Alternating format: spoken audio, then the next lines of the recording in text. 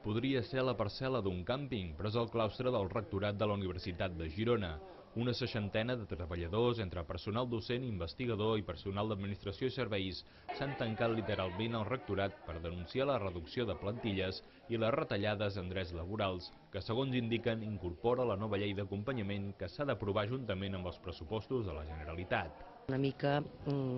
fer veure que el pas de la Universitat de Girona, i més concretament la Universitat de Girona, que és una universitat petita,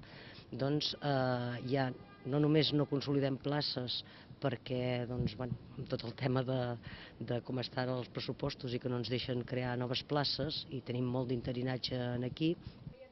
En els últims 6 mesos s'han produït 3 acomiadaments d'interins entre el pas funcionari, a part que no se substitueixen les baixes per maternitat ni per malalties, per exemple. Pel que fa al pas laboral, s'han produït una desena d'acomiadaments en l'últim mig any. Precisament avui mateix aquí en aquesta trobada, concretament me n'he assabentat que feien fora una persona més, que avui li havien notificat.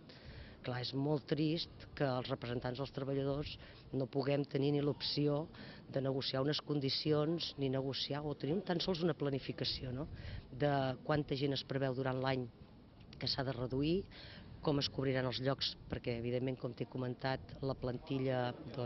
és petita.